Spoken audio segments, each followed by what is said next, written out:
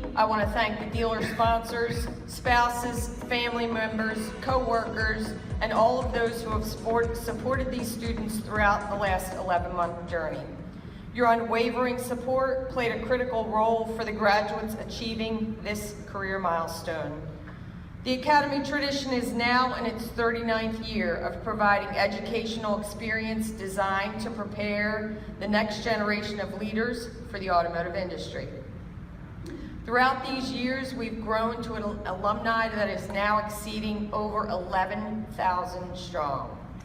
We are joined today by alumni such as Alan Phibbs, Heather Westman, one of our instructors, and Adam Bremen, I apologize, Adam, who have firsthand knowledge and appreciation of what you've experienced. And I'd like to recognize those in attendance today who are Academy alumni. Can I please ask the guests that have graduated from the Academy to please stand and be recognized?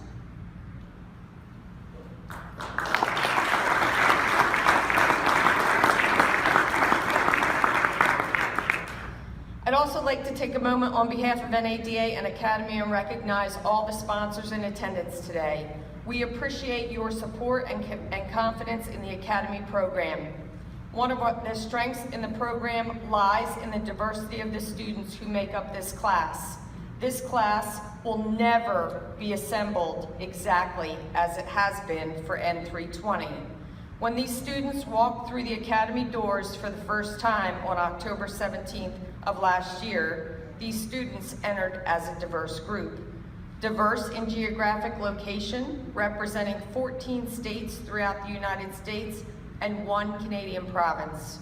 Diverse in the 7 franchises you chose to represent: Audi, Chevrolet, Chrysler, Ford, Honda, Lexus, and Mercedes-Benz. And diverse in experience and roles within the dealership you represented. Some changing roles and some even changing dealerships throughout as the program began. That first day, you didn't know each other very well at all. You may have even been unsure of what was ahead. After day 1 of financial management class, you may have even thought, what have I gotten myself into? After these past 11 months, many differences have melted away, and you have much more in common today. Your understanding and awareness of your individual management and leadership style has been enhanced. Your set of tools used to evaluate performance has undoubtedly grown. Through it all, you've developed relationships that will allow you to be a support system to each other, both personally and professionally, as you continue to progress along your career path. Right out of the gate, your very first week in the program, we asked this newly formed class to select a peer to lead them through their experience. As class ambassador, leadership, communication, acting as a liaison with the staff and myself, they were only a few of the responsibilities that this person would take on, in addition to core Academy experience and assignments. N320 selected J.D. Mixon, representing Gilbert Chevrolet of Okeechobee, Florida, to be their class ambassador. In keeping with Academy tradition, J.D., I invite you to the podium to address your graduating class, sponsors, and guests.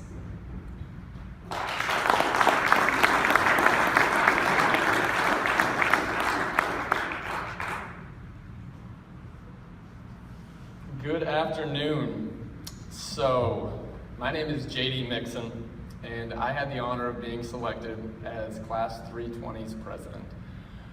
I'm the Director of Operations at the Gilbert Family of Companies, and I've only been around the automotive industry for the last 3 years.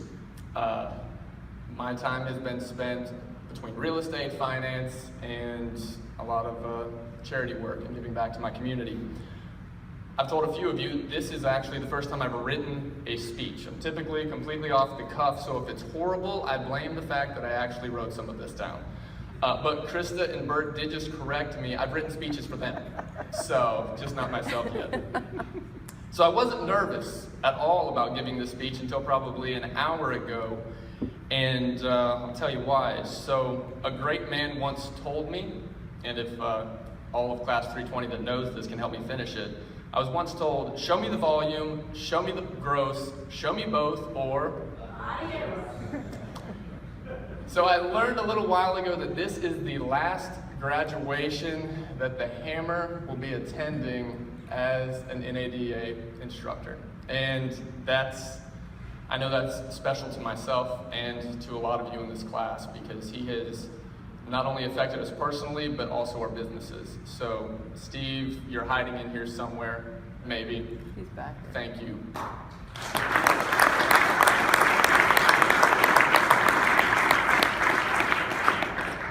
But it was through simple quotes like that one from Steve, and I could go on and on about more. Of course, we all know, well, never mind, I won't go into all of Bavis's quotes since he's not here with us. But I think the biggest thing for me that I have learned in this last 3 years, and it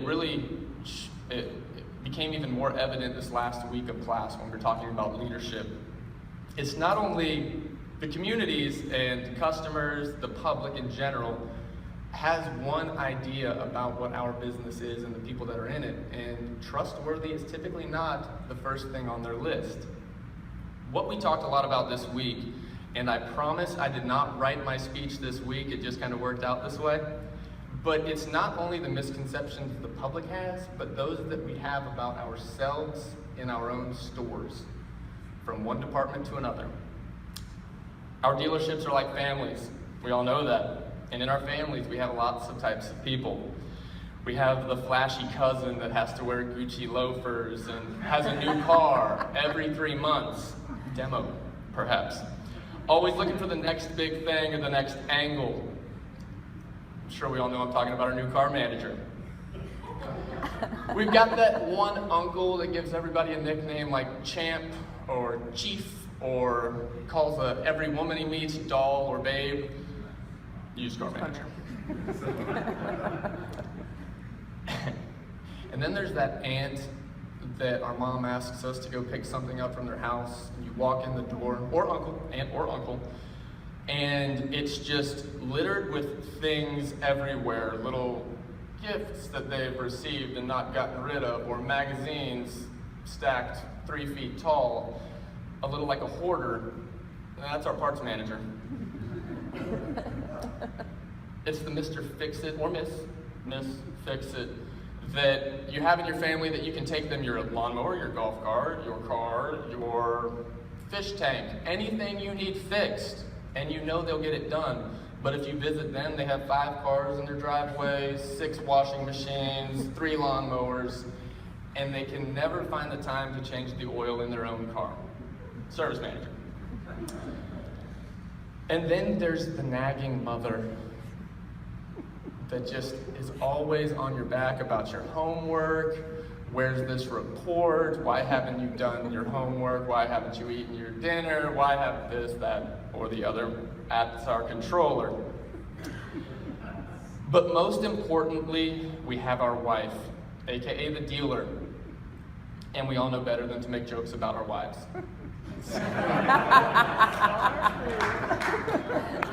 But in all honesty, so sadly some of our own departments think that about our teams.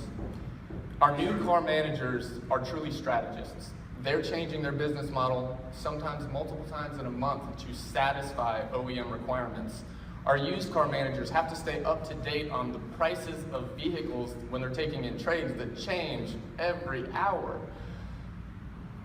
Parts they're hoarders. Okay, we can just say that. No, it seems that way. But the parts department, they are trying to do and maintain the parts that they believe they need to take care of all the other departments. And our service departments, our service managers, are truly the backbone of our dealerships. We get mad if our vehicles aren't coming out of recon quickly enough, or we get upset if maybe something isn't detailed to our liking.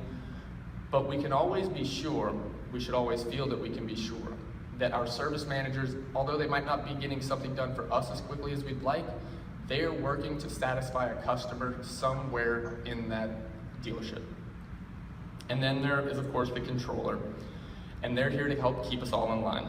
They ask the questions that sometimes we don't want to answer, and we might get a little frustrated by their overbearing nature, but they are there to help maintain the health of the entire dealership.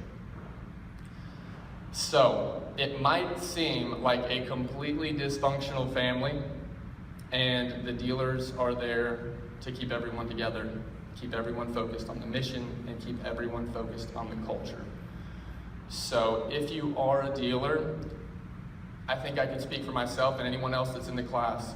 We truly appreciate it, and everyone else in the dealer body appreciates it when you walk around and say hello to us. Ask us how our day is going. So that's my challenge to each one of the dealers. But what I have learned from the Academy is that a dealership is teamwork. It is integrity. It's adaptability. And we have to be prepared to adapt at a moment's notice, whether it's the market, the OEM, or the customer that believes they should get a Silverado for $15,000. We have to be prepared. So I want to thank, of course, the instructors. Joel, Michael, and Steve, you're the only instructors that were able to be here with us today. We appreciate everything you've done, everything the rest of the instructors did for us, and whenever we had a question, you were there, and we truly do appreciate that. To Bert and Krista, I appreciate the fact that you sent me here and how much I've learned. I hope that I shine enough to continue to help the Gilbert Family of Companies grow. And they're not in here, well, there's my wife hiding over there, but my wife and my daughters for allowing myself the time, and I know everyone else that's in Academy feels the same way about their spouse and children, and of course, their dealers. So, we've learned a lot, but I would say the most important lesson came from everyone in my class, in that I learned there is no one right way. We can all learn something from someone else, and there's more than one way to get the job done. So thank you all for that. So, like I said, I've learned a lot from all my classmates. So if Ryan McCracken and Troy Lacey can come up. Ryan was our class vice president.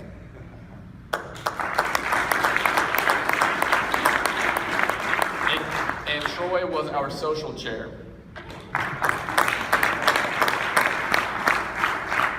So they're going to help me with a little something for each one of you in the class, and I'm going to try to keep rolling this and make it as quick as I can. But before I go too far, you probably can't see my phone standing up on the desk on my table, but Tim Fortune is a 20-group moderator, and Tim, I'll just kind of talk to my phone. I hope everybody doesn't mind. We're FaceTiming Tim right now, so put it together for Tim.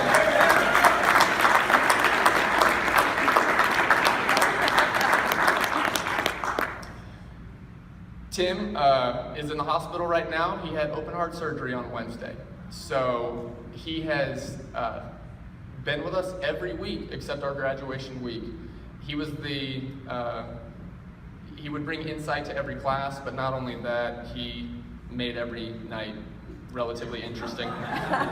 So with that, we just have a couple awards for everybody. And Tim, your award, and I'll get this mailed to you, is the most interesting man in the world. So, Tim Fortune. Okay, so we had a little friend from the north, way north.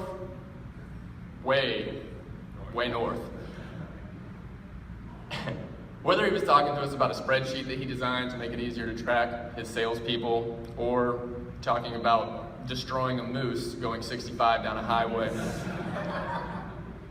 Rick taught us to look ahead. So, Rick Buski, you are the most likely to go off the grid because, you know.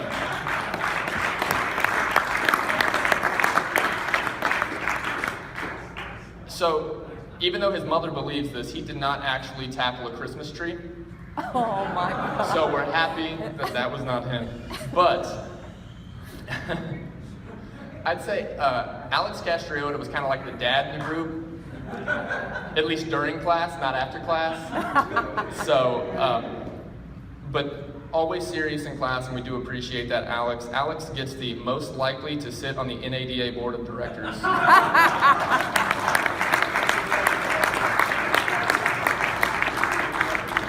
So our class did a good job of kind of mixing it up between tables. We tried to never sit in the same place, but go Team Cobra Kai. There we go. But there was one guy that sat at our table that didn't always say the most, but he was always to class on time. He was always paying attention. And when he spoke, you needed to listen. He always had great input. So still, the most likely to only speak when spoken to, Chris Del Duca.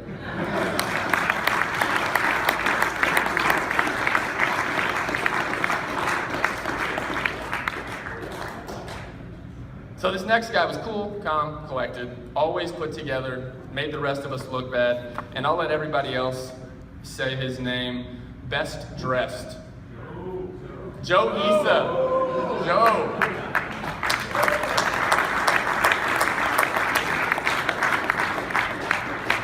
And every group needs a Mr. Handsome. Hamza Issa analyzed every word over the last year. There wasn't anything that got by him. He might not have always spoken up about it, but at some point he was going to let you know exactly what he was thinking. So Hamza, thank you very much. You get the most likely, I should have said this part, sorry. So every other week of class, we had a best idea in class. So we'd all come together on day one of our next week, and we would present our best ideas. And then the best idea was always a little gimmick. We all threw in $10, except if you didn't have a best idea that you turned in before class, it was 20. I don't think Hamza ever once turned in the best idea. So you get most likely to not turn in your best idea.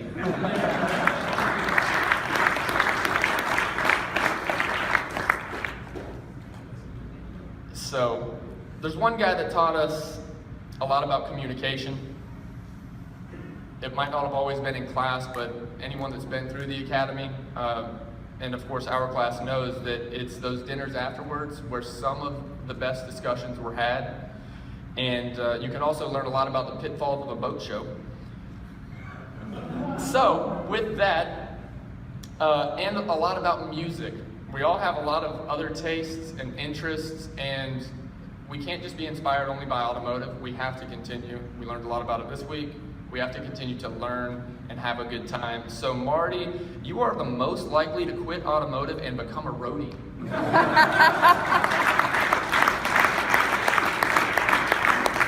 And I know I'm not the only person that thinks this, but when you got here today, there was someone wearing a certain article of clothing that made you uncomfortable and you felt that something had to be wrong. I've never seen this guy in a shirt other than a Hawaiian shirt until this morning. I thought I was on the wrong bus for a moment. But Ian Kitagawa, Ian, kind of back there with Hamza, there wasn't anything that got past Ian. He would ask some questions that none of us were thinking about, or look at something from a totally different viewpoint. And maybe it's because he had to take a 12-hour flight all the way here and he was still jet lagged. But Ian, you received the most likely to be wearing a Hawaiian shirt award. I truly expected him to be wearing one whenever I said that, so. Oh no, and you do look great there today, Ian. So he's standing beside me here, but Troy's 23 years old. That's all I've got. That's all I've got. No. So, Troy brought a different opinion. We were lucky enough to have two younger individuals in our class. But Troy would say some of the things and ask some of the questions that we might not have wanted to. And we needed that. Not only that, he did different things throughout this last year to pull our class together, and we really do appreciate that. But he also did one other thing. He brought his dad along a lot. So most likely to take their father on their honeymoon, Troy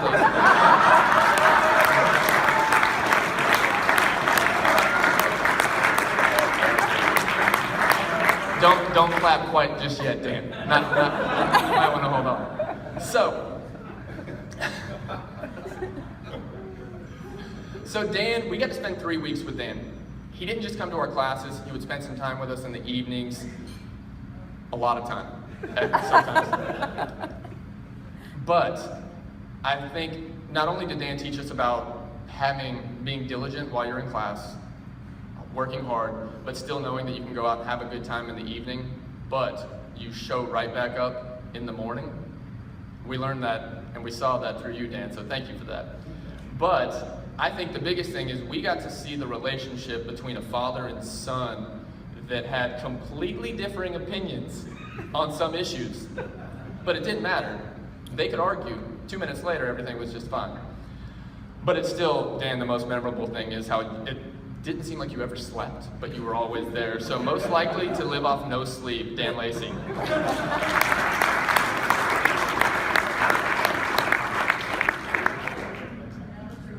And the guy walking down there right now, Ryan McCracken. So, anybody that is not friends or follows Ryan and his dealership on Facebook, you're missing out on a great opportunity to learn how to improve your business. I have no idea how he has the time to be the GM over 2 stores, but still go out and do FaceTime Live like every other day on a different vehicle. So whether he's posting trades of the day or making jokes about O.J. Simpson, without a doubt, Ryan does what it takes to get every single job done. But at the same time, you are the most likely to be sued over copyright infringement. So thank you.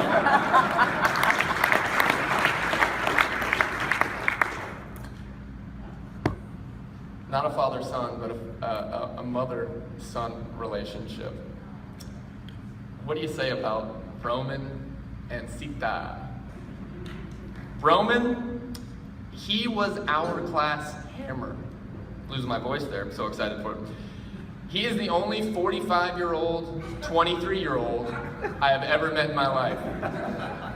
This guy is the car business all in one, and after meeting his dad, Phil, I can see where it comes from.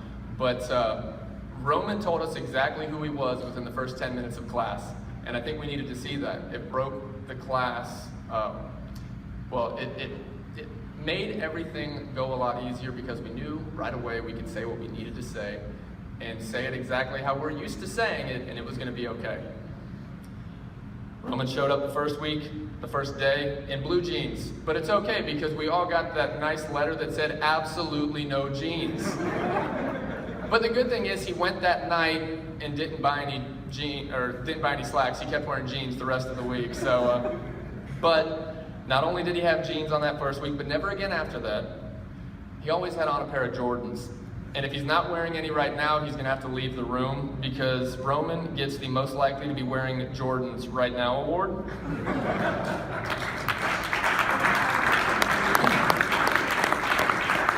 And his mother, Miss Sita. We also got to see an amazing dynamic there between the two of them. They would also argue much louder than the Lacey's, but they communicated. Not necessarily in the way that we all want to communicate, but it was the way they knew how to. And it showed me that it's not how you communicate all the time, it's just that you do communicate. So, Sita also talked a lot about giving a customer what they need when they need it, and at times you have to hire a new employee to get that done. Just a few employees, right, Sita? So Sita gets most likely to hire an extra employee award.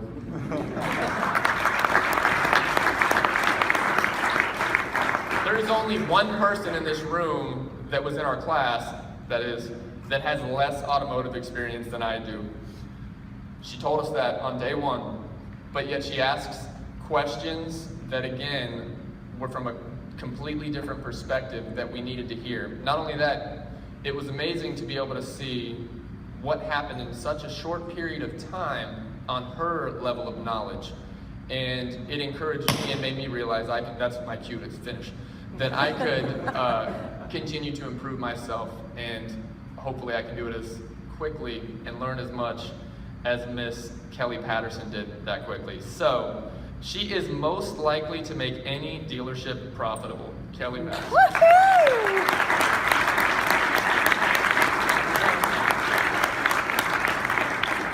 I don't know which way to look for this next one because there's actually two of them in the room.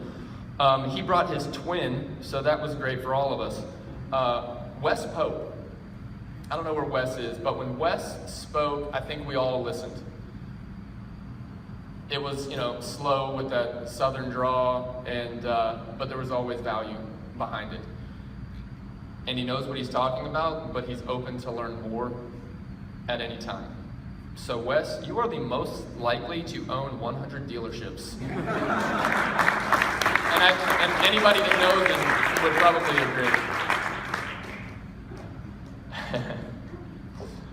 So there's a lot of ages represented in our class. From 23 all the way up to apparently 62. But, and 62 is young. Let's get that out there too. 62 is still young, just want to make sure. But we learned a lot from Jeremy. Jeremy's Shaughnessy. He asked questions in a way that made you laugh, but made you think. And we needed that. I think I went to dinner with Jeremy probably more than anyone else in the class, and I'm glad that I did that because he definitely made me look at the business from a different perspective. Jeremy, you are the most likely to look 40 at 70.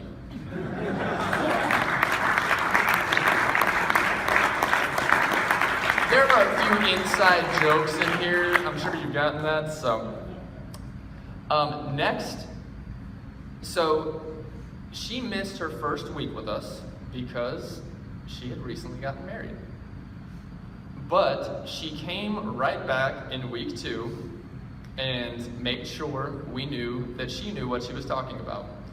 She was always at class early, much earlier than most of us, and she never left at any time. I don't even know that she left during any of the breaks. But we didn't always get to see her at dinner. And I don't know why. I think she was probably there doing homework every single night or on email or something, but I always knew she was working harder than me. That's all I really knew. But most likely to go to bed early, Brittany Wilson.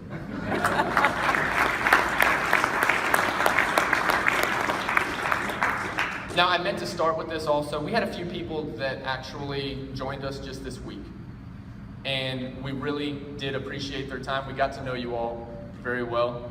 Even in such a short period of time. But we learned about Steve. Steve was supposed to be an engineer. Engineer, selling cars, same thing, right? Steve, you are a car man, not an engineer. And that is your award because you clearly know what you're talking about. So thank you for spending the week with us.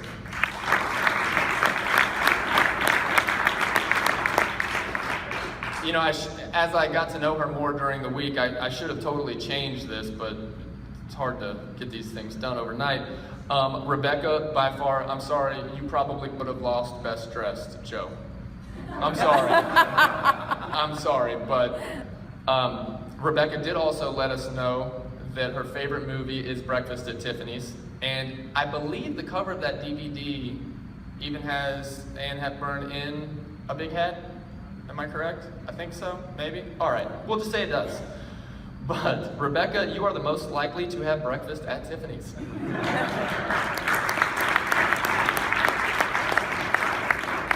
Now, I thought I would have the youngest baby here, but I don't.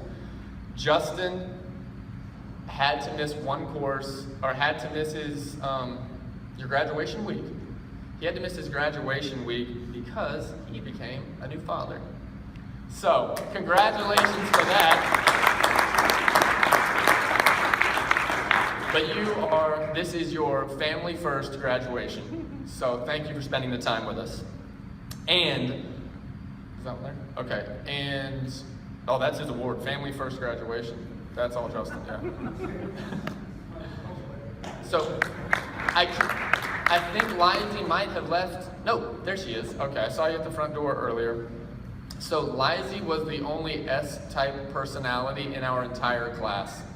I think some people skewed their responses, but Lizzie was another person. Whenever she had a question, you needed to listen because it was going to be a completely different viewpoint than all of us type A or type D or type I. Apparently it said I'm a talker. I don't really know how I feel about that.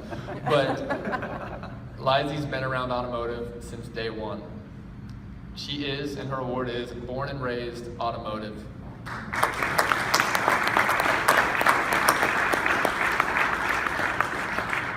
Like, get everybody?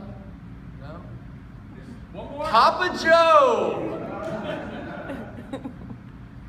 So, Joe Drago. Joe is also a new father. Joe, tell us how old little Miss Jordan is?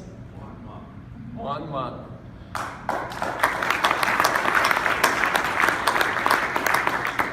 Joe reminded us all, I think, of a 20 group moderator. So not everyone in our class had ever actually gone to a 20 group meeting. We got a taste of that yesterday.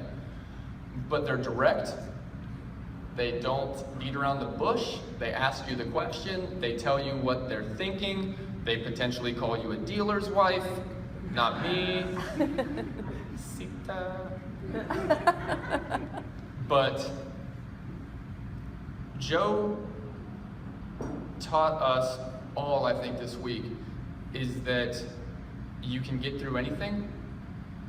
Family has to come first, but nothing can stop you if you don't let it. And those of you in class know what I'm talking about.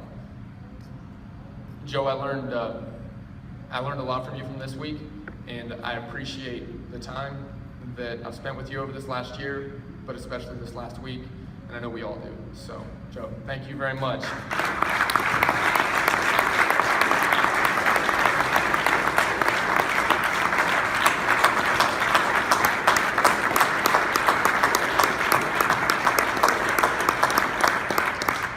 Now, I did think Jordan was going to be here, so you actually get the most likely to be changing a diaper right now award.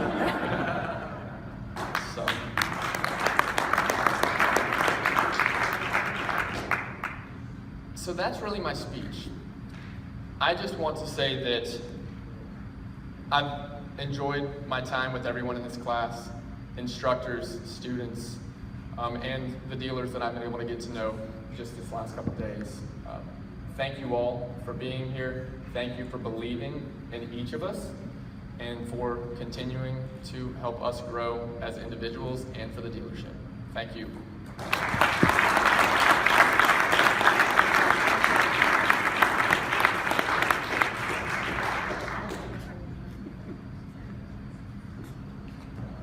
I didn't curse, did I? No, I would like to take a moment on behalf of NADA and your class to present you with this little token of our appreciation for you being class president.